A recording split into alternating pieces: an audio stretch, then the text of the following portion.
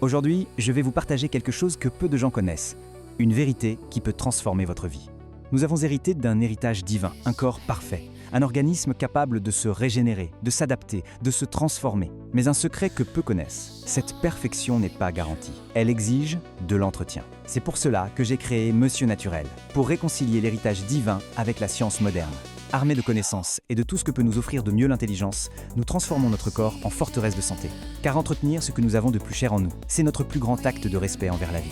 C'est ça, l'alchimie naturelle. Et voici ce que vous devez savoir. Bonjour à tous et bienvenue. Aujourd'hui, on va explorer ensemble une perspective nutritionnelle assez différente sur le diabète de type 2. On entend parler du jeûne intermittent un peu partout en ce moment. Mais au-delà de l'effet de mode, qu'est-ce qu'il y a vraiment derrière ? L'idée, c'est que ne pas manger pendant un certain temps pourrait en fait être l'une des meilleures choses pour notre corps. C'est assez contre-intuitif, non ? Alors, on va plonger ensemble dans la science pour voir ce qu'il en est vraiment. Imaginez un peu, au lieu de grignoter ou de manger à toute heure, on appuie sur le bouton pause. On offre volontairement un temps de repos à notre organisme. Et si ce vide, cette absence de nourriture, n'était pas un manque, mais au contraire, un véritable cadeau. Un moment de régénération profonde pour nos cellules. C'est vraiment ça le changement de perspective du jeûne. Le truc, c'est que nos vies modernes, elles sont un peu contre nature de ce point de vue-là. On a accès à la nourriture 24 heures sur 24, 7 jours sur 7. Résultat, notre corps est constamment en mode digestion. Il n'a jamais vraiment le temps de souffler, de se réparer.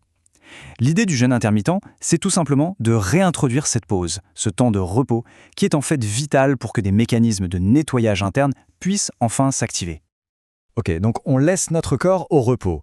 Mais qu'est-ce qui se passe concrètement à l'intérieur ? C'est là qu'on entre dans le vif du sujet avec un mécanisme absolument fascinant, l'autophagie. Autophagie, se manger soi-même. Bon, dit comme ça peut faire un peu peur, je l'accorde. Mais en réalité, c'est tout l'inverse de la destruction. C'est un processus de recyclage super intelligent. Pensez-y comme le grand ménage de printemps de nos cellules. Elles font le tri, elles identifient les vieux composants abîmés, les déchets, et hop, elles les recyclent pour créer de nouvelles pièces toutes neuves. C'est un véritable coup de jeûne au niveau cellulaire. Et attention, ce grand nettoyage, ce n'est pas le fruit du hasard. Non, c'est une cascade biochimique très précise, un héritage de nos ancêtres qui se met en route après en général 14 à 16 heures de jeûne. Tout commence avec le premier domino, le taux d'insuline chute. Et ça donne le signal de départ pour toute une série de réactions en chaîne qui mènent à l'autophagie. Et ce que ce nettoyage élimine, ce n'est vraiment pas rien. On parle de choses très précises. Par exemple, ces fameuses protéines mal repliées, celles qu'on retrouve dans le cerveau des personnes atteintes de la maladie d'Alzheimer. L'autophagie s'attaque aussi à des organites endommagés, à des pathogènes et même aux graisses oxydées qui alimentent l'inflammation chronique, cette inflammation silencieuse qui est à la racine de tant de maladies aujourd'hui. C'est assez incroyable quand on y pense, toute cette intelligence du corps. Bon, la théorie c'est bien beau, mais en pratique, comment ça marche ? Comment on fait ?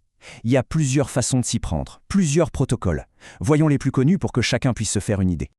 Alors en général, il y a deux grandes écoles. D'abord, le fameux 16-8. C'est le plus populaire. L'idée simple, chaque jour, on jeûne pendant 16 heures, ce qui inclut la nuit bien sûr, et on prend tous ses repas sur une fenêtre de 8 heures, par exemple entre midi et 20 heures. C'est assez facile à intégrer au quotidien. Et puis il y a le 5-2. Là, l'approche est hebdomadaire. On mange normalement 5 jours par semaine, et sur 2 jours, non consécutifs de préférence, on réduit drastiquement son apport calorique. C'est une autre philosophie, peut-être plus flexible pour la vie sociale. Ok, on a vu le pourquoi avec l'autophagie et le comment avec les protocoles. Maintenant, la question qui tue. Quels sont les bénéfices concrets, ceux qui ont été observés scientifiquement ? Et tout aussi important, quelles sont les précautions à prendre ? Parce que oui, il y en a. Alors le bénéfice le plus visible, celui qui attire souvent en premier, c'est la perte de poids. Les études sont assez claires là-dessus. On parle d'une perte de 4 à 8 kilos en une douzaine de semaines. Mais le vrai truc génial, c'est que cette perte de poids se fait principalement sur la masse grasse, tout en préservant la masse musculaire. Et ça, c'est le Graal. Parce que préserver ses muscles, c'est préserver son métabolisme, sa chaudière interne. Autre point super intéressant, la baisse de l'inflammation. On peut la mesurer dans le sang via un marqueur qui s'appelle la protéine C-réactive, et là on observe des baisses de 20 à 30%. C'est énorme. Pourquoi c'est important ? Parce que l'inflammation chronique, à bas bruit, est impliquée dans quasiment toutes les maladies de civilisation. Maladies cardiaques, arthrose, etc. Donc calmer le jeu à ce niveau, c'est vraiment un bénéfice majeur pour la santé sur le long terme. Et là, on arrive à un bénéfice qui est peut-être le plus spectaculaire, surtout pour notre cerveau. Le jeûne, surtout s'il est combiné à un peu d'exercice, peut faire exploser la production d'une protéine au nom un peu barbare, le BDNF. Retenez juste que c'est une sorte d'engrais pour le cerveau. Elle protège nos neurones existants et aide à en créer de nouveaux. On parle d'une augmentation de 200 voire 300%. C'est absolument colossal. Bon, perte de poids, moins d'inflammation, un cerveau boosté, ça a l'air génial, non? Oui. Mais, et c'est un très gros mais, il faut être très clair. Le jeûne intermittent n'est pas une solution miracle pour tout le monde. C'est un outil puissant, et comme tout outil puissant, mal utilisé, il peut être dangereux. Ce qui est bon pour l'un peut être totalement contre-indiqué pour l'autre. La prudence est donc le maître mot. Il y a même des cas où c'est une contre-indication absolue. On ne jeûne pas quand on est enceinte ou qu'on allaite, c'est une évidence. Pareil pour les enfants et les ados en pleine croissance. Leurs besoins sont spécifiques.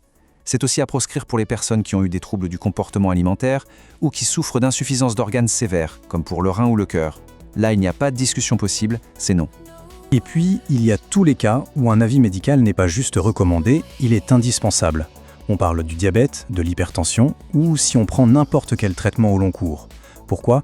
Parce que le jeûne peut complètement changer la donne, par exemple sur la gestion du sucre dans le sang ou sur l'efficacité d'un médicament. Tenter l'aventure en solo dans ces cas-là, c'est jouer avec le feu.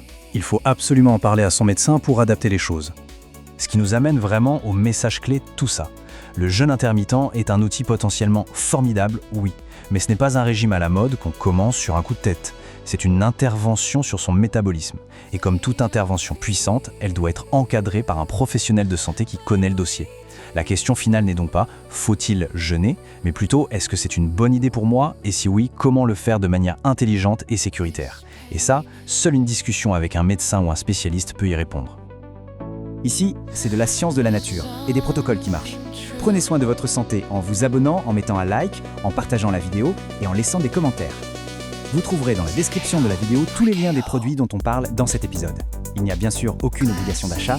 N'hésitez pas à cliquer sur les produits même si vous n'achetez pas. Cela permet de soutenir la chaîne. Merci infiniment. Si ça vous intéresse, vous pouvez télécharger également le dossier complet anti-âge avec les dernières trouvailles scientifiques sur comment ralentir le processus de vieillissement. À bientôt pour un prochain épisode.